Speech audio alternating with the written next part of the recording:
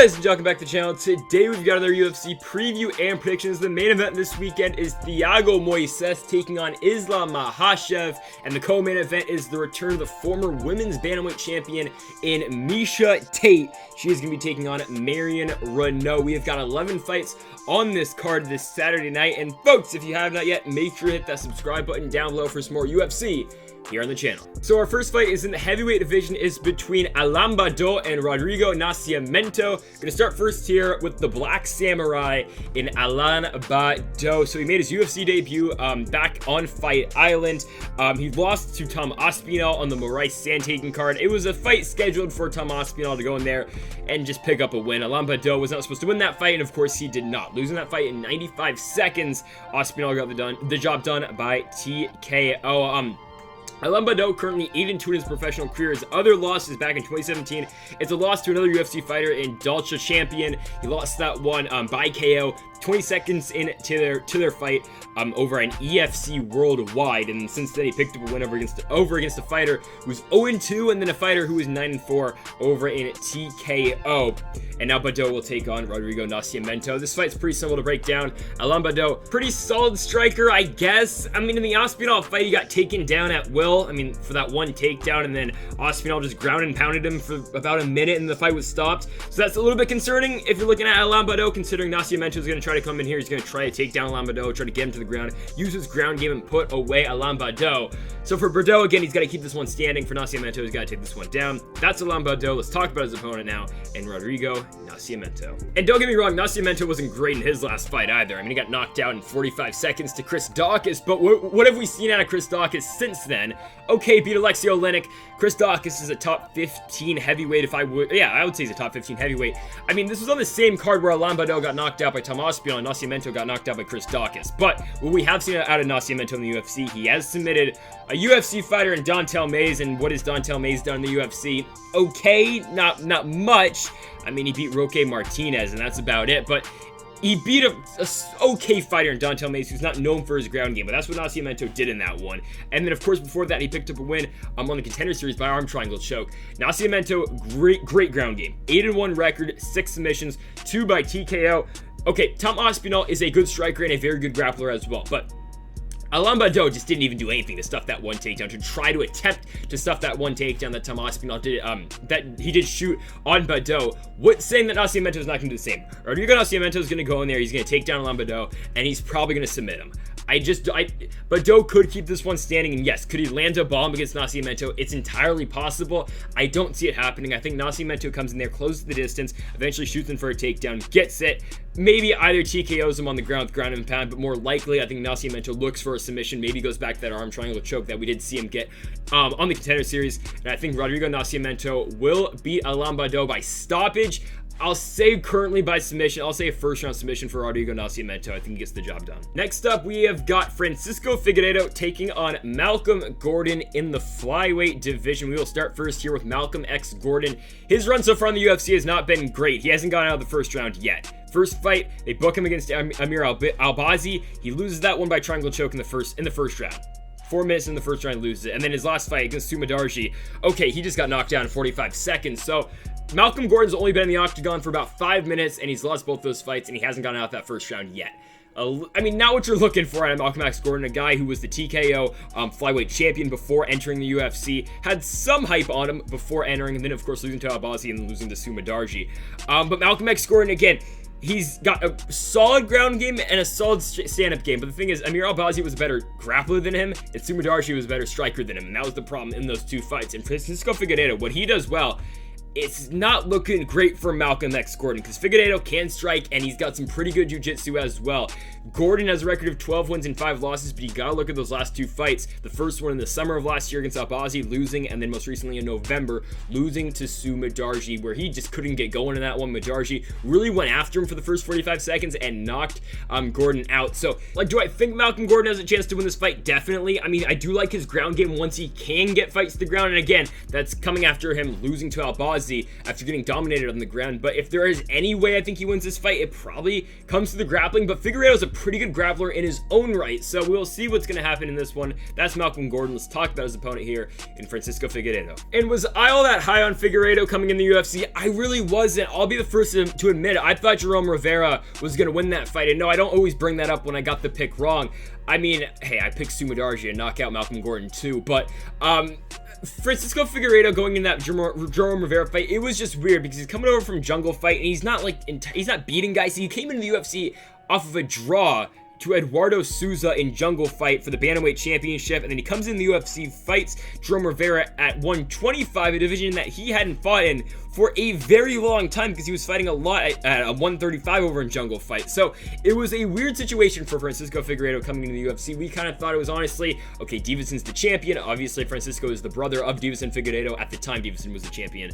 And that's what we kind of thought he was in the UFC for. But he comes in that fight and he beats Jerome Rivera. He beats him by unanimous decision. He looked very good in that one. Looked good on the feet. Looked good in the grappling exchanges as well. Now, Jerome Rivera, since then, what has he done? He got knocked out by the Picasso of MMA in Odi Osborne, and then most recently, Zhalglas Jamagulov got him in the first round with the submission just last night for me. On that Conor and Dustin card, so Jerome Rivera's UFC run hasn't been great. That's likely it for him in the UFC for at least a little while, but Figueiredo looked good in that one. And then since then, they tried to book him because of Jimmy Flick. That was going to be a fun fight, but Jimmy Flick has retired from MMA, and then he's supposed to fight JP Buys, but I do believe JP Buys got injured. He's supposed to fight him a couple months ago. Buys got injured, and now we are here for Francisco Figueiredo and Malcolm Gordon. I just think this is a tough matchup for Malcolm Gordon. I'll just keep it real with you. I think it is.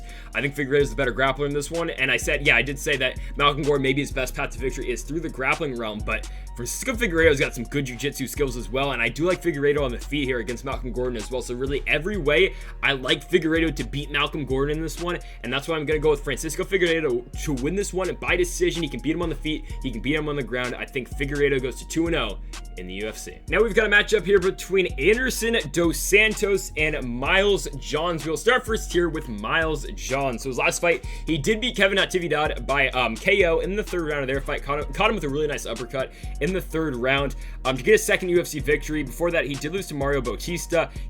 He lost by TKO in the second round of their fight, and then before that, he beat Cole Smith by split decision, and then before that, beat Richie Santiago by unanimous decision on the Contender Series, and also picked up a really big win over an LFA main event against Adrian Yanez for the Bantamweight Championship over there in LFA. Yanez, tremendous fighter as well, and it was a really big win for Miles Johns considering how, the momentum Adrian Yanez has got going on in the UFC as well. He's got a really fun fight against Randy Costa later on in the year, or actually, I do believe next week on the Santay and Dillashaw card, so we'll get to that one when that fight does come up. But Miles Johns, with the exception of the Batista losses, looked very good in the UFC. The Natividad fight was fighting a very good fight in that one, and eventually got him with that KO in the third round. Johns coming into this fight with a record of 11 wins and 1 losses. Of course, that one loss being the Batista fight, but of course, he is the former LFA Bantamweight champion as well. And of course, we know Anderson dos Santos, a very good grappler, very good jiu-jitsu practitioner. So for Miles Johns to win this fight, he's most likely going to have to keep this one on the feet, where, of course, as you see in the Natividad fight, he fought a very good fight while standing. So that's Miles Johns. Let's talk about his opponent now in Anderson dos Santos. So Anderson dos Santos really needed to win his last fight, and he did win. He beat Martin Day. He beat him by submission. He got him with the guillotine in the first round in that fight, and then before that, he lost to Andre Ewell, lost to Nad Nirmani. So he really needed to win. In that fight his day, he got the job done, and now he gets his 4th fight in 4 years with the UFC, and it's against, again, a good fighter in Miles Johns. But what has Anderson dos Santos done in the past? We've seen him get submission wins. We've seen him get knocked out a lot. He got knocked out a couple times in Jungle Fight, got knocked out in Titan FC, got knocked out in various regional promotions, King of the Cage as well. So Miles Johns is going to test that chin of Anderson dos Santos. He is going to. Not often you see a guy with 8 losses making his 4th fight in the UFC in dos Santos with only 21 wins, 8 losses. But dos Santos, how does he win this fight? Obviously, it's going to be through the ground game. He's got to try to take Miles Johns down in this one. He's going to try to submit him, which is going to be tough to do because Miles Johns is a very good defensive grappler, I would say. But dos Santos, again, coming to this fight with a record of 21 wins and 8 losses. It's a tough fight for dos Santos because I just don't think he's going to be able to contend at all on the feet against Johns. It's not like Miles Johns is some elite level striker. He's not, but compared to Anderson dos Santos, who's been knocked out multiple times before even making that first walk in the UFC, it is just tough to pick Dos Santos. And yes, he has been submitted a couple times as well against Eduardo Souza and against Said Nurmagomedov. But of course, Said Nurmagomedov, very talented UFC fighter as well. But it just makes it tough to pick Anderson dos Santos, so really that's why I'm going to be taking Miles Johns. Yeah, like really everything I said earlier, I don't really like the chin of Anderson dos Santos at all. I think Miles Johns is going to be able to test that chin. I think he's going to get to dos Santos in this one. I think he's going to really push the pace in this one. And yeah, that's why we're going to go with Miles Johns to get the job done. I think he's going to get another knockout finish, so we're going to go with the Miles Johns second round TKO win over Anderson dos Santos. Fun fight now between Khalid Taha and Sergey Morozov. Going to start first here at Khalid Taha. So his last fight was a loss to Honey Barcelos on the Santos and Teixeira card. It was a fun fight. It was fight of the night, but it was pretty obvious that Honey Barcelos did win 3 rounds in that one, but it was a very competitive, and it was a close fight, even though I did think Barcelos won 3 rounds in that one. And before that, for Khalid Taha, he beat Bruno Silva on UFC 243, but then of course got overturned because Taha got popped for something. I'm not completely sure what it was. And Taha did miss weight in that one too, but he did win originally by an arm triangle choke. And before that, he beat Boston Salmon by TKO and then lost to Nadir Rahmani in his first fight over in Germany on the Shogun and Smith card. Before that, for Taha, he did fight multiple promotions, Brave, Ryzen being the 2 most popular ones. Out of the bunch, he did go 1-1 over there in Ryzen as well, fighting in the Bantamweight Grand Prix in 2017.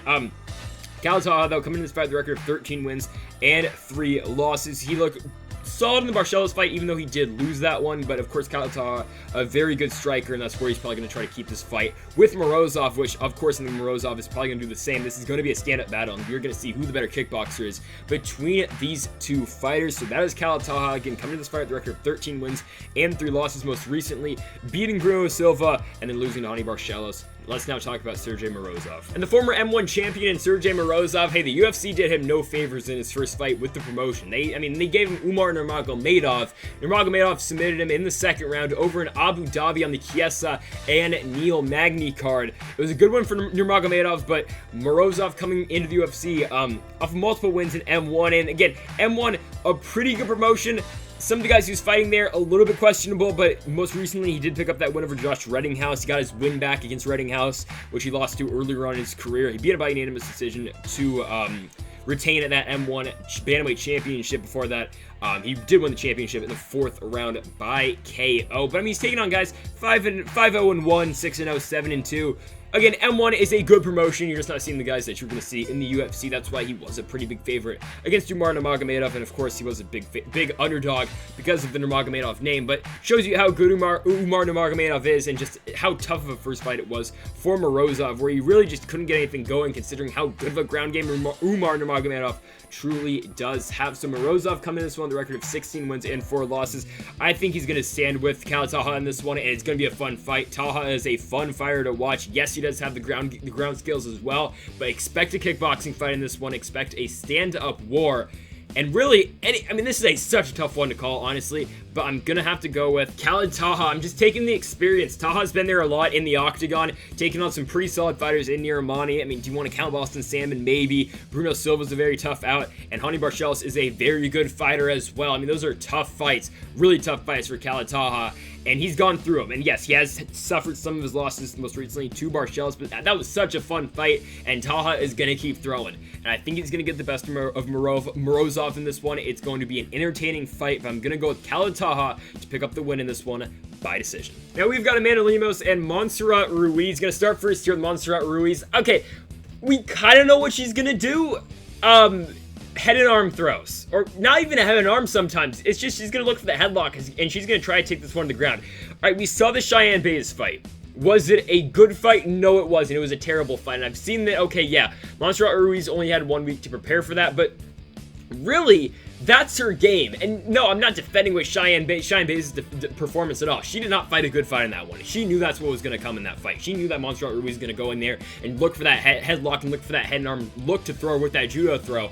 And yeah, that's what happened. Montserrat Ruiz did that for 3 rounds. And yes, Bays did win 1 round in that one, but it was, I don't want to say it was a performance that Ruiz had to do to get the fight, had to do to win the fight. It was not a fun fight. If you're having trouble falling asleep tonight, go watch that one. It's not a good fight. The best thing of that fight was after the fight, where Cheyenne Buys and Montserrat Ruiz are gonna fight each other after the fight. The famous quote, "I'll follow you home, bitch." But I mean, it's just, I don't know. It was not a good fight. But what does Ruiz do well? She does that head and arm very well, or she does that headlock very well, and that's what she's gonna do in every one of her fights. I mean, she looks for that kind of scarf hold once she gets to the ground, because she'll get it, she'll get the throw, and she'll be on the ground, and she'll just look to squeeze from there, and that's where she's gonna hold that for the rest of the round. That's how she did win, I do believe, in Invicta, yeah, back in July of last year. But man, that fight was not good with Cheyenne Buys. It was not a good fight at all, but that's what she's gonna try to do. And now, can she do that to Amanda Lemos?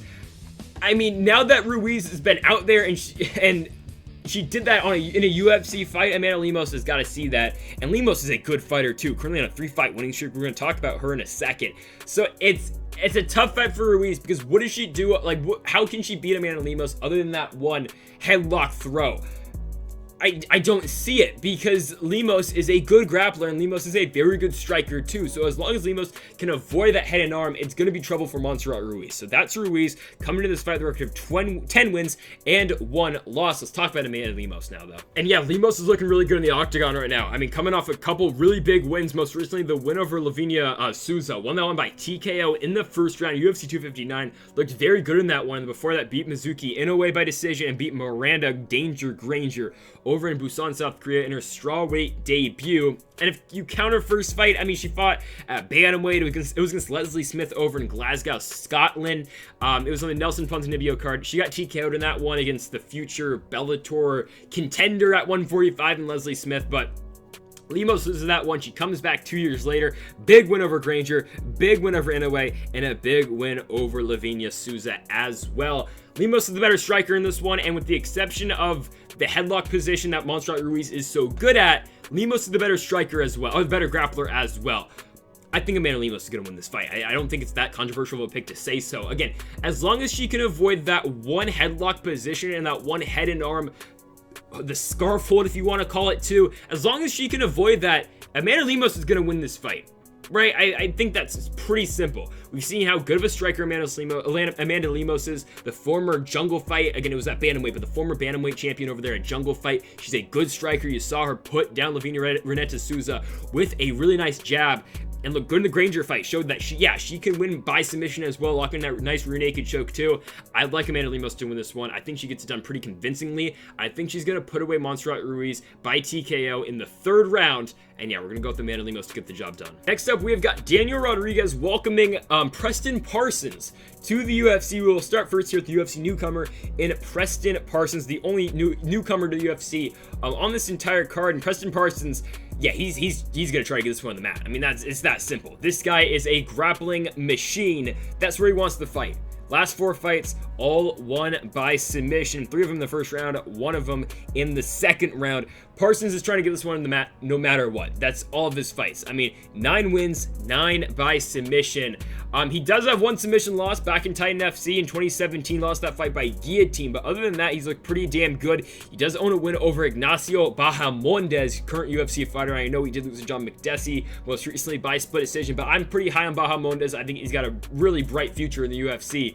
And Preston Parsons picked up win over Bahamondes. In Bahamondes' 3rd professional fight, he gave Bahamondes his first ever loss by armbar over there in Titan FC, 3 minutes in the first round. Parsons, of course, has 2 losses. The one I was talking about earlier in Titan FC, lost by guillotine in the first round. And also, he did fight Mike Perry back in 2015. Lost that one by KO 4 minutes into that first round. But Parsons always looking for a takedown. He's always looking to take back. He's trying to get this fight no matter what to the mat, because his striking, let's face it, is not that great. If he stands with Daniel Rodriguez, obviously Daniel Rodriguez is gonna beat him no matter what. But if Parsons can get this one to the ground, it gets very interesting considering how good of a grappler this guy really is. If he can take back, man, he's got multiple different submissions from the back. He can go the rear naked choke. He can flip it on over to the armbar as well from back. So Parsons is a very fun fighter to watch on the ground.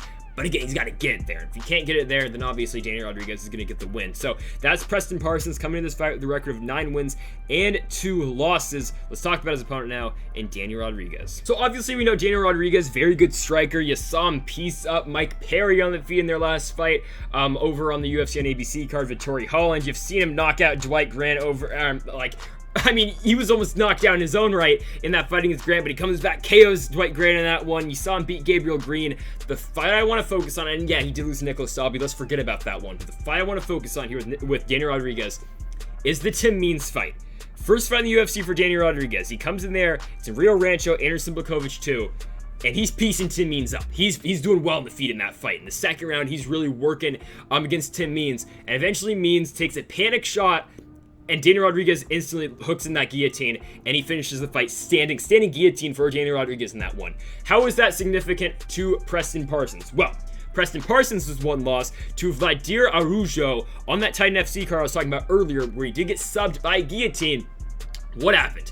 Preston Parsons wasn't entirely getting beat on the feet like Tim Means was, but he took a panic shot, and Vladimir Araujo got him with that guillotine and subbed him. He immediately took him to the ground, subbed him with the guillotine. He had the body triangle on him and won the fight. I mean, I'm not saying that exact sequence is going to happen again, but that's something you got to look out for in this one if you're from the Preston Parsons camp, because Daniel Rodriguez has done the same exact thing that Preston Parsons got caught with. Yes, it was in 2017. It was 4 years ago for Parsons, and for Rodriguez, that was, hell, the Anderson Blakovic card, that was last year. If you think about it, it seems like a while ago. That was in February of last year. So Rodriguez just did that last year. A little bit concerning if you are Preston Parsons, considering your only chance really to win this fight is via the grappling realm. And if Rodriguez can do that, if he can lock in that guillotine, if Parsons does leave his neck exposed when shooting for that takedown, it could be trouble for Parsons. And of course, stand-up game alone, I'm going with Daniel Rodriguez to beat Preston Parsons. Obviously, if they're just kickboxing or if they're just boxing, Rodriguez is going to beat Preston Parsons 10 times out of 10, 100 times out of 100. Hopefully that doesn't bite me in the ass right there saying that, but Daniel Rodriguez is going to win this fight. Again, Preston Parsons' only path to victory is through the grappling, and he's going to have to try to take Daniel Rodriguez down. We will see if he's made the improvements from that fight all the way back in 2017 against Vladimir Araujo. He probably has, but we've just seen Daniel Rodriguez. He does have a really nice guillotine. You saw it in the Tim Means fight. Tim Means is a very good fighter as well. Left his neck exposed, going for that panic takedown. Rodriguez locked in that guillotine, and how did that happen, by the way? Daniel Rodriguez put Tim Means in trouble through the striking. So I'm going to take Daniel Rodriguez. I think he's better than Preston Parsons on the feet. Obviously on the ground, Parsons is the better grappler, but I do like all around what Daniel Rodriguez can do to avoid that takedown, maybe threaten Parsons even with that guillotine as well. And I'm going to go with Daniel Rodriguez to win this fight. I think he gets it done by decision. I think he wins 3-0. Now we have got Gabriel Benitez taking on Billy Quarantillo. We will start first here with Gabriel Benitez. Looked very good in his last fight. December last year, Hermanson Vittori. He knocks out Justin James, just a brutal knee to the body, and Justin James lost that one by TKO. Thankfully, Justin James did not bet his entire fight purse on that fight, but yeah, good fight for Benitez and his comeback, because before that, he did lose to Omar Morales by unanimous decision, and before that, lost to Super Sodiq Yusuff by TKO over on UFC 241, Cormier Miocic 2. Benitez has been in the UFC for a while. First fight November of 2014, UFC 180. He subbed Humberto Brown with the guillotine choke. That was on Verdum and Hunt for the interim championship back in Mexico City. Yeah, it's been a while. And then after that, Benitez picked up a good win over PFL's own Clay Collard by unanimous decision, then lost to Andre Touchy-Feely, got head kicked in that one, then beat Sam Sicilia, lost Enrique Barzola, beat Jason Knight, beat Humberto Banday by slam, and then of course the Yusuff fight, then Morales, and then most recently beating Justin James. Benitez, very good striker. You saw in the James fight, that brutal knee to the body was absolutely disgusting, but a very good knee by Benitez, and we have seen his ground game has been pretty solid as well. A couple submissions wins so far in the UFC. Of course, his debut and his second, and the other one back on UFC Fight Night, Poirier and Michael Johnson in 2016. So that's Gabriel Benitez coming in this fight with a record of 22 wins and 8 losses. I wouldn't put too much in those losses, considering, there are some pretty good fighters he has fought. Feely, Enrique Barzola, okay. Super Sodiq Yusuff, a very good fighter, and Omar Morales, a very good fighter as well. Let's talk about his opponent now, though, in Billy Quarantillo. And Quarantillo just flat out got beaten in his last one. He ran to a good fighter in Gavin Tucker. I think pretty highly of Tucker. Say what you want about his last fight against Dan Ige, which he didn't look great in, but it was a solid fight. He did lose 30-27 on all cards, but First 2 rounds is getting pieced up on the feet. In the 3rd round, Gavin Tucker is doing more of the same, and eventually shoots him for a takedown with about 2.5 minutes left in the round, and then rides out that one from there. So really, Quarantillo got beaten all different spots of that fight. He got beat on the feet. He did get beat in the ground too. So not the fight you exactly wanted out of Quarantillo coming into this Benitez fight. But before that, he knocks out Kyle Nelson by a nice right on the Waterson and Hill card. And before that, beat Spike Carlisle in a pretty fun fight on Woodley and Burns. Why Carlisle is not in the UFC anymore, I do not know. And then before that, beat Jacob Kilburn, and then beat Kemuela Kirk before that by TKO on the Contender Series. So we know Quarantillo's got the striking. We've seen him put away multiple guys so far in the UFC, and we've also seen him with the submission as well, triangle choking Jacob Kilburn on that Overeem and Ruiz Strike card in Washington, D.C. Also has a win over Kama Worthy back in Strikeoff 4 in Virginia in February of 2015 as well. Of course, Quarantillo was on the Ultimate Fighter show back in the McGregor and Faber season all the way back in 2015 as well. Quarantillo coming to this fight with a record of 15 wins and 3 losses. I wouldn't be too down on them, down on Quarantillo though after the Gavin Tucker fight. Say what you want about Gavin Tucker. Again, he's coming off that brutal knockout loss to Danny Ige, but Danny Ige is a top 10 fighter, and Gavin Tucker is still a very good fighter too. So it's a tough fight to call because you know both these guys in Quarantillo and Benitez have very good striking games, and they can also get the job done on the ground as well. I mean, really just kind of a mirror match of both guys. Benitez works a lot to the body, Quarantillo sometimes as well, but really looking to headhunt as well. It's a fun fight. It could really go either way. I'm ever so slightly though gonna go with Gabriel Mowgli Benitez. I think he'll get the job done. I like the experience of Benitez. He's been in the UFC for a very long time. Hey, his first fight in the UFC was when Mark Hunt was fighting for a world championship. That's saying something. So I think Benitez gets the job done on this one. I think he does outstrike Quarantillo on this one. Gavin Tucker looked good in doing so a couple months ago. I think Benitez is gonna follow that same exact game plan, work the feet against Quarantillo, and eventually maybe look to shooting for a takedown as well. I like Benitez to get the job done on this one. I think he wins this one by decision. It should be a fun fight though. Just an interesting fight we've got next. It really is. It's Adolfo Vieira and Dustin Stoltzfus. It's a good fight, and it's such an interesting one as well because both these guys are known for their grappling. And Adolfo Vieira, before his last fight, was the guy, you know, he was untouchable at jiu-jitsu. I mean, I thought he was going to run right through Anthony Fluffy Hernandez. Obviously, that did not happen, and we'll get to that fight in a second, but all of a sudden, Adolfo Vieira is not unbeatable anymore. And Dustin Stoltzfus, he's a good grappler. Don't get me wrong, he's a very good grappler, but this is going to be one of those fights where Stoltzfus is going to try to keep this one on the feet because I don't think he wants to be on the ground with Adolfo Vieira, but there is a chance maybe he will try to take this one to the ground. So let's talk about Dustin Stoltzfus real quick. Last fight, lost to Kyle Daukaus. It was an entertaining fight. Daukaus, I think, just was a little bit, just a little bit better than Dustin Stoltzfus in that one. We called the Daukaus decision right in that one. It was a close fight, but Daukaus got the job done. UFC 255, Figueiredo, and Perez. Before that, for Stoltzfus, made his way into the UFC by winning on the Contender Series. He went for a takedown. He got the, I think it was a body lock, and his opponent just hurt his arm.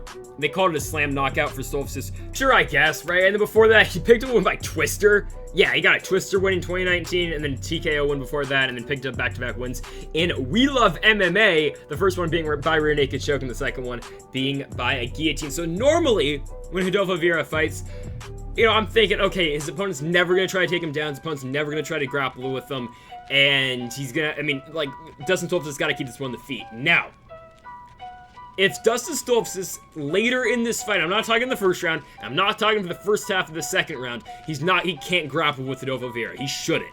But if he gets Adolfo Vieira tired, like we saw in the Anthony Hernandez fight, that is trouble for Adolfo Vieira. You saw it. Anthony Hernandez submitted him. Yeah, Adolfo Vieira got subbed in his last fight by a guillotine. I mean, who would have thought, right? So it's not outside of the realm of possibilities that Dustin Stoltzfus can eventually and potentially put away Adolfo Vieira on the ground. A sentence I thought I would never say in my life, but there's definitely a chance that could happen. The big key, though, is can Stoltzfus wear out Adolfo Vieira, and can he really avoid the first round and the first couple minutes of the second round against Vieira, because Vieira is going to go for it in those first 2 rounds. Do I think he's made the adjustments since the Hernandez fight? I mean, hell, when was that Hernandez fight? It was UFC 258. It was in February. Do I think Adolfo Vieira has made all those adjustments to where his cardio is great and he can go 15 minutes non-stop against Stoltzfus on the ground? I don't think so. I don't think that's enough time for Adolfo Vieira. So if Stoltzfus, again, he's not going to win this fight in the first round or the second round on the ground. Now, could he win it on the feet? Potentially, because Adolfo Vieira is not the the best striker. So maybe if Stoltzfus can keep this one on the feet, he could win this one by TKO, but Stoltzfus in his own right is not the best striker, but he is better than Rodolfo Vieira, obviously. But if Stoltzfus can get this one in the second half of the second round and into the third round, and Rodolfo Vieira is tiring, there is a chance where we could see Stoltzfus potentially locking a submission if Vieira goes for a panic takedown like we talked about earlier with Parsons and Rodriguez. So there's a chance for that, I'm just saying. But again, Stoltzfus, the best way to victory for him is going to be via the stand-up game. But again, if he can wear out Vieira, and if Vieira takes him down, spends all of his energy in that first round, if Stoltzfus just gives up that first round, lets Vieira tire himself out, looking for subs, looking for transitions on the mat, looking for takedowns, looking for sweeps, maybe Stoltzfus improves in that second and third round and eventually puts away Vieira. I am just saying. So that's Dustin Stoltzfus coming to this fight, the record of 13 wins and 2 losses. Let's talk about his opponent, though, in the black belt hunter, Rodolfo Vieira. And yeah, I've really break down, what Vieira's last fight was. It wasn't good for him. He looked good in the first round. But eventually, hell, Rodolfo Vieira couldn't do anything. Him losing was more exhaustion. Well, okay, he did get beat by guillotine, but he was so exhausted in the first minute of the second round. He was tired the latter end of that first round. It was so surprising how we saw Anthony Hernandez, who is a purple belt in BJJ, submit the guy with the nickname the Black Belt Hunter, a guy who's won world titles in jiu-jitsu. He's a world champion. He's an Abu Dhabi super fight champion in jiu-jitsu. And damn, what the hell, dude? It's not what you want to see at Rodolfo Vieira. It just wasn't. There's no other way to go about it. Yes, we can talk about how he submitted Saberbek Safarov. Okay, Safarov no longer in the UFC, and he beat Oscar Peyoda by rear naked choke. And now he did fight someone ACB, but let's be honest, none of that really matters at this point. It really does not. Can Rodolfo Vieira get Dustin Stoltzfus out of this fight early? And if he can't, can he stay in the fight in that second and third round, and is his gas tank gonna hold up? Right? And can he get this one to the ground? I'm sure of it. Rodolfo Vieira will find a way to get the fight to the ground via takedown, pulling guard. He will find a way to get to the ground, but again, he can do that in the first round. That's great and all. Yeah, I think he beat Anthony Hernandez in that first round. I thought he did. But in the second round, hell no, he wasn't. He was getting beat in that second round. He's getting beat badly. He was getting pieced together on the feet. He couldn't get a takedown at all. He couldn't do anything. He was having trouble getting off the stool. So it just depends on how Rodolfo Vieira does fight this fight against Dustin Stoltzfus. And I made the case how I think, yes, Stoltzfus can win this one. But I'm going to go with Rodolfo Vieira. I know I was kind of crapping on Vieira this entire time, but Rodolfo Vieira, again, his jiu-jitsu is that damn good. I think he'll find a way to beat Stoltzfus. I think he will, and he's got to get it done early. So, again, there is a short amount of time in this fight where Rodolfo Vieira can get the win, and I think in that short amount of time he's going to get the job done. I think he's going to find a way to get Stoltzfus down, either pulling guard, taking him down. He's going to get Stoltzfus to the ground, and he's going to submit him. When you're down there with Rodolfo Vieira, he's that good at jiu-jitsu. And again, the Hernandez fight wasn't Anthony Hernandez pure outclassing Rodolfo Vieira in jiu-jitsu. It wasn't. Let's be honest. Rodolfo Vieira was tired of selling. I'm not making excuses for Vieira. He fought that fight terribly.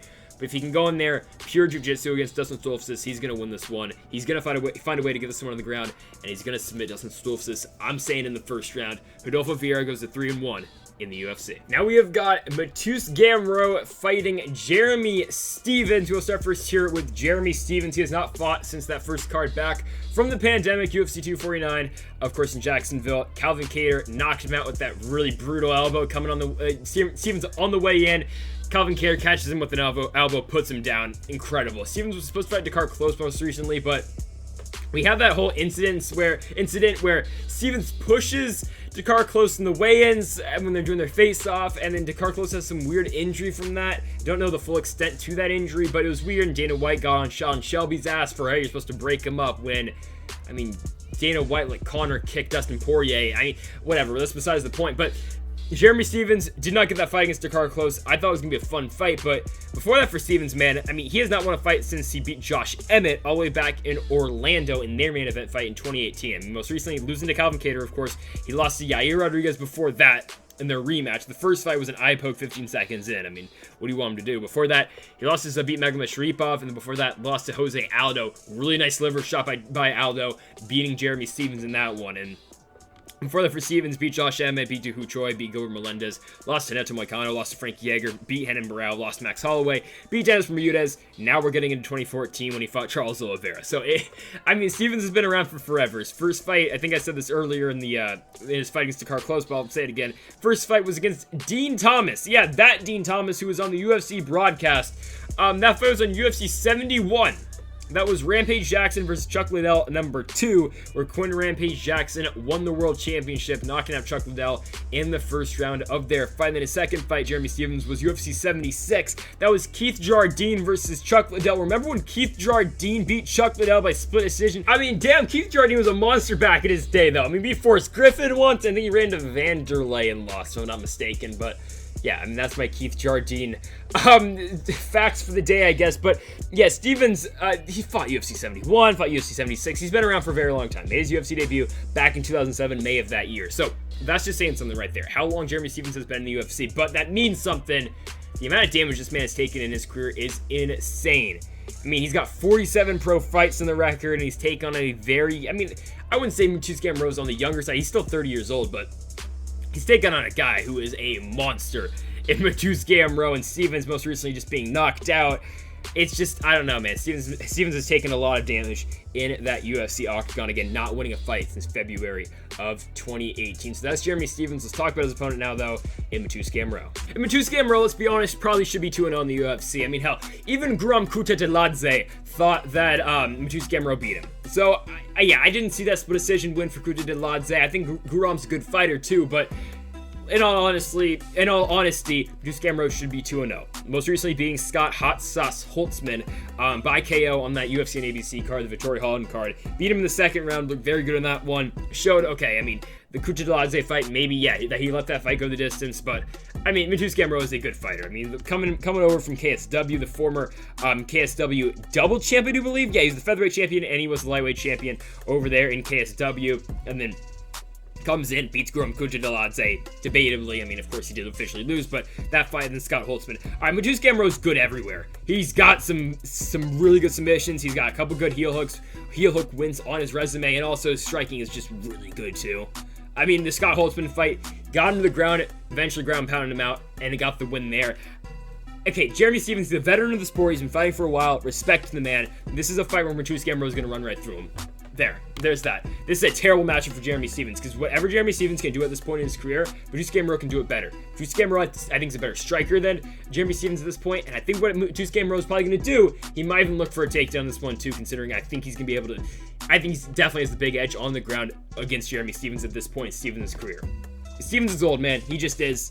He's 35, and he seems like he's probably older than that. He's really only 35, only 5 years older than Gamrot, but Gamrot's the younger fighter, coming over from KSW. He should be 2-0 in the UFC. He's going to be 3-0 after this one. I'm a big Mateusz Gamrot. I'm pretty big on the hype train right now for Mateusz Gamrot, like I was on Dricus du Plessis. Watch out for these guys from KSW. By the way, Dricus du Plessis, big win over Trevin Giles.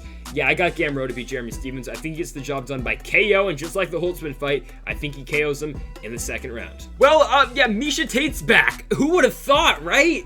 Like, who would have thought Miesha Tate's coming back to the sport? Okay, I'll say it right now. If there was any fighter they were going to give Miesha Tate in the top 15 of the division, it's Marion Reneau. I think Marion Reneau's still ranked. And I'll be like Chael Sonnen right now, I don't know what these rankings are. I don't know where to find these rankings. But yeah, I believe Marion Reneau's in the top 15. Hey man, if there was any fighter they're going to give Miesha Tate, this is it. Because Reneau, let's be honest, getting up there. Yeah, Reneau's still number 12. Yeah, right? So Miesha Tate here is fighting a top 12 fighter in Marion Reneau. And Marion Reneau is 44 years old. 44 years old on a 4-fight losing streak. And this is the fighter they gave Miesha Tate. I'll be straight up honest with you right now. Miesha Tate wins this fight, she's getting a title shot. And yeah, it doesn't get complicated if Juliana Pena beats Amanda Nunes, because considering they both trained together, and Miesha Tate's friends with Juliana Pena, and she was her coach in The Ultimate Fighter. Maybe, but let's be honest, Juliana Pena is most likely not beating Amanda Nunes. So, Miesha Tate's probably going to fight for the belt next if she can beat Marion Reneau. And does Marion Reneau fight for the belt next if she wins this fight? No, because Marion Reneau is retiring after this fight. And we'll start first with Marion Reneau. Marion Reneau has already said this is her last ride, this is her last dance, this is her last fight against Miesha Tate. And it's in a co-main event spot where she gets on the fight poster, as you saw in the thumbnail. And she's coming off 4 straight losses. Who are those losses to? They are good fighters. Macy Chiasson is a good fighter, but Macy Chiasson dominated Mary Reneau in that fight. Beat her by unanimous decision. Before that, Raquel Rocky Pennington. Beat her by unanimous decision. Did Pennington beat Reneau? Yana Kunitskaya beat Reneau by decision. Kat Zingano beat Reneau by decision. Her last win was same time Jeremy Stevens got a win. February of 2018, beat Sarah McMahon on the Emmett versus Stevens card with the triangle choke in that second round. Before that, beat Talita Bernardo by TKO on the Volkov Struve card over in the Netherlands. Before that, had a draw against Betchko Hea, and then came into UFC all the way back to UFC 182, picking up a unanimous decision win. UFC 182, by the way, was Jones Cormier 1. And then after that, actually, she did beat Jessica Andrade by triangle choke on Bigfoot versus Mir in Brazil. I forgot that card even happened. Yeah, Reneau actually, I said this before, she was a fight away from the belt at one point. She was 2-0 in the UFC. She fought Holly Holm. Holm beat her by unanimous decision in a pretty boring fight on Mir and Duffy in San Diego. But Reneau was a fight away from the belt if she beat Holly Holm, because Holm, of course, beat Reneau, went on to fight for the World Championship, and the rest is history, obviously. But back to Reneau. How did she beat Miesha Tate? She probably keeps it standing in... Okay, because I don't know what Miesha Tate we are going to get from this fight. Miesha Tate is back in the UFC. She hasn't fought in 5 years. She's given birth to 2 children. Like, it's so hard to see where this fight's going to go. Because I just don't know what Miesha Tate we are going to get. What Mary Reneau we're going to get. She's still a decent striker. She's still got a decent ground game. But she's 44 years old. Unless you're Randy Couture, I don't think you should be fighting at 44 years old. Miesha Tate is 10 years younger than Mary Reneau. Reneau's 9-7-1 in her professional career. Yeah, man. I mean, again, that's Mary Reneau. I don't got really much to say. She's still alright, but she's lost her last 4 fights. And now you're taking on a former champion, Miesha Tate. This fight is all dependent, though, really, on what Miesha Tate we do get. So that's Mary Reneau. Let's talk about the former champ and Miesha Tate. It's truly wild to me, though, that Miesha Tate's back. It really is. Because, I mean, people forget how good Miesha Tate was at one point. In Strikeforce. Former Strikeforce champion. Of course, she loses to Ronda Rousey. She comes back to the UFC, drops her first 2 fights in the UFC, if you remember. Lost to Kat Zingano. Zingano blows her knee out. So then Tate coaches the Ultimate Fighter against Ronda Rousey. She loses to Rousey, beats Liz Carmouche, beats Rin Nakai, beats Sarah McMahon, beats Jessica Ai, gets the shot against Holly Holm. We're in a fight where she's probably down 4-0, maybe 3-1. And rear naked chokes Holly Holm, takes back, Holm tries to flip her over, Tate holds on, she's got the body triangle, and she puts out Holly Holm, UFC 196. And a fight that, I mean, truly one of the greater women's fights of all time, and maybe one of the best comebacks of all time, too. I mean, Tate was going to lose that fight no matter what. Comes back, I mean, just absolutely incredible. And the fact that fight does not get talked about more is because that was the co-main event. It's Nate Diaz, Conor McGregor 1, where Nate Diaz scored one of the bigger upsets of all time, beating Conor McGregor. And that is the only reason this fight does not get talked about more, which is unfortunate. And for some reason, Ronda Rousey did not jump on that and come back and fight Miesha Tate. Because let's be honest here. Probably most likely Ronda Rousey would have beat Miesha Tate in the trilogy fight. She probably would have, but she didn't do so. And then Tate fights Nunes. The rest is history. Nunes beats her. Nunes beats Rousey, and Nunes is still the champ. But again, Miesha Tate is a fight away from the rematch against Amanda Nunes. I feel pretty confident in that, looking at the division currently. And we'll talk about the division more in a little bit. But what Miesha Tate will we get out this fight? I don't know. I don't know what Miesha Tate we're going to get here. Like, I mean, could she beat Miesha Tate that beat Holly Holm, or the Miesha Tate that won the Strikeforce Championship? Could she be that, or she can be the Miesha Tate in the Raquel Pennington fight that was like at the end of the second round? I was like, I don't want to do this no more. Is it gonna be that Miesha Tate? Miesha Tate says she's not doing this for the money, so I think she'll win. Because again, if there was any fighter you're gonna give her in the top 15, it's Mary Reneau. 4-fight losing streak. She's 44 years old. If Miesha Tate can't win this fight, we're not going to be serious about the Miesha Tate comeback. It's just going to be a thing where she's going to come back, fight a couple fights. She's not ever going to look to be a top 5 fighter anymore. She's got to beat Mary Reneau, and she's going to beat Mary Reneau. I mean, I don't see a path. I don't see where Miesha Tate loses this fight. I think, let's be honest, I think she's a better striker than Mary Reneau at this point of Reneau's career, and by far she's a better grappler than Mary Reneau. Tate's winning this fight. So I think she gets it done by decision, though. I don't think she's going to get a finish in this one. Miesha Tate wins this one by unanimous decision. Where do you go with the weight class, though? Because considering, look at the names of the top 10 of the division. We know Nunes is fighting Juliana Pena, so there's that. This is why I think Tate gets the next shot. Drained her enemies once. She's lost twice to Amanda Nunes, though. Holly Holmes, 2. She's already lost to Nunes. Aspen Ladd's 3. We'll see what happens in her fight against, I do believe it was Macy Chasson later, in a couple months, or later this month. Irina Aldana just beat Yana Kunitskaya, but 1, she's lost to home. 2, she just missed weight. Kunitskaya just lost to Aldana. Pena's getting the next shot. 7's Ketlin Vieira, which, okay, but I mean, Vieira just lost to Irina Aldana. Sarah McMahon's 8 just lost to Juliana Pena. Macy Chasson, maybe if she beats Aspen Ladd, but I mean, come on, if you got Macy Chasson versus Miesha Tate, who are you giving the title shot to? You're giving it to Miesha Tate. Lena Landsberg's not getting a title shot. Penny Kinzad's not getting a title shot. Sajara Eubanks sure as hell's not getting a title shot. Julia Avila, hell no. Carosa, hell no. So that's the top 15, and of course, you got Mary Reneau there too, but Miesha Tate's gonna probably beat Mary Reneau, so I think Miesha Tate gets the winner of Pena Nunes. As complicated as that does sound, the final prediction though is Miesha Tate by unanimous decision, and yeah, bring on Amanda again, I guess. Yikes. So it is time for the main event of the evening. We have got Islam Makhachev taking on Thiago Moises. We'll start first here with Thiago Moises. Obviously a huge underdog, and for good reason, because Makhachev has been just destroying everyone. But Thiago Moises, what has he done recently? He's on a 3-fight winning streak. Okay, most recently beat Alexander Hernandez on the undercard on Rosenstoik Gone. There was no controversy in that one. He beat Alexander Hernandez. I want to talk about the Bobby Green fight. I thought Bobby Green beat Thiago Moises. I thought he did. I didn't like the scorecards in that one. Yes, Thiago Moises scored a couple of takedowns in that one, but he didn't do anything with the takedowns in that one. I mean, you got 29-28s on all cards. When they read that out, it's like, okay, all 3 judges scored this contest 29-28 for the winner by unanimous decision. I thought it was going to be Bobby Green. I really thought it was. They gave it to Moises. I hated the decision in that one. Obviously, he beat Michael Johnson. Incredible finish for him early in that second round in Jackson on the Smith Teixeira card. Got him with that straight Achilles lock. Absolutely brutal from Thiago Moises. I mean, incredible finish in that one. Shows you how good a jiu-jitsu Thiago Moises does, and that's the threat that he does pose to Islam Makhachev, which a lot of guys may not. So that's what Moises has got going for him in this fight. Before that, lost to his Magulov by unanimous decision. Beat Kurt Holobal before that by unanimous decision. Lost to Benil Dariush, and then that was his first fight in the UFC. Back in Denver, Colorado. Zombie Rodriguez. Tough first fight in the UFC, obviously, in Dariush for Moises. Okay, this is why Thiago Moises is such a tough challenge. Well, I wouldn't say a tough challenge, but such an interesting challenge for Islam Makhachev. Because you look at the top guys in the 155 division, and when they made this fight, it was like, okay, why is Islam Makhachev fighting a guy in Moises who's 14, Makhachev's 9? You think Makhachev's going to be fighting a Tony Ferguson or a RDA or a Dan Hooker. Why is he fighting Thiago Moises? Well, because it's a good fight for Makhachev. I mean, you saw it Joe Rogan says multiple times, in DC, okay, Makhachev should probably be the #1 contender. He should not, but I get why they're saying that, because everyone's turning him down because no one wants to fight him because he's the next up-and-coming Khabib. I get it. He shouldn't be the #1 contender, though, because he's got to beat some guys. So, Moises is that first gateway to that. It's a main event for both these guys, their first ever main event, and why does Moises pose such a difficult threat for Makhachev in this one? It's an interesting threat to Makhachev.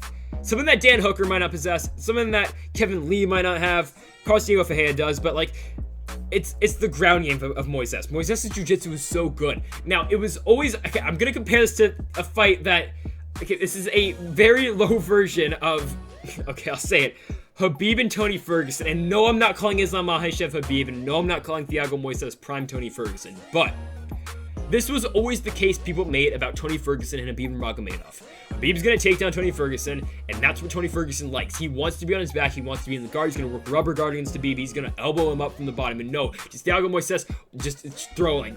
Does he throw absolute killers for elbows? No, he doesn't off his back. But it's a threat that Makhachev really hasn't dealt with yet in the UFC. Like, yes, Drew Dober's good, Davey Ramos is good, Arman Sarukian's a good fighter as well, but it's really nothing that Makhachev has seen just yet, considering guys have been turning him down. So Moises does pose that threat on the ground because we know Islam Makhachev is eventually going to look for that takedown and eventually going to look to take down Thiago Moises. Most likely. I don't think we see a striking fight between these two guys. Eventually, at some point in this fight, one guy's going to go for the takedown, and it most likely will be Islam Makhachev. So if Moises can use his submissions and use jiu-jitsu, it's a closer fight than you may think on the ground. But yet again, of course, Makhachev does have the advantage. But that's what I'm making the point that it's a tougher challenge than a guy. Honestly, for me, it's a tougher challenge than potentially a Dan Hooker or maybe even a Tony Ferguson in 2021. I know that might be a little bit of a controversial topic right now, but yes, I mean, okay, Thiago Moises, on the feet compared to Dan Hooker, Dan Hooker's a way better striker, and I would still say Tony Ferguson's a better striker than Thiago Moises, but on the ground, Moises is such a good jiu-jitsu practitioner where it's a more interesting fight than a Dan Hooker, because if Islam Makhachev fought Dan Hooker, I think Makhachev takes down Dan Hooker, and you get maybe what he did to Drew Dober, right? So, of course, if Dan Hooker doesn't stuff a takedown, if Dan Hooker stuffs a takedown, I think he's better striking than Makhachev, but I don't think that's where we're going in that one. So, Moises does hold somewhat of a threat to Makhachev on the ground. But again, Islam Makhachev so damn good. So that's Moises, though. Record of 15-4 on that 3-fight winning streak. Let's talk about his opponent now in Islam Makhachev. So for Islam, his last fight, I mean, just absolute domination of Drew Dober. And that was the fight where Joe Rogan was hyping up Drew Dober as well. I mean, Drew Dober, I think, is the most underrated guy in the UFC, and Makhachev just absolutely destroys him. In the third round, eventually gets him with that arm triangle choke. He's dominated Dober in that fight. He dominated Davey Ramos before that. The Sarukian fight was a closer fight than most would have thought. Sarukian maybe won a round off of Makhachev, but 30-27 Makhachev in that one for me. Makhachev's been pretty damn good, though, in the UFC. I mean, he's got that one loss. It's to Adriano Martins. He gets KO'd to UFC 192, which was Cormier Gustafsson.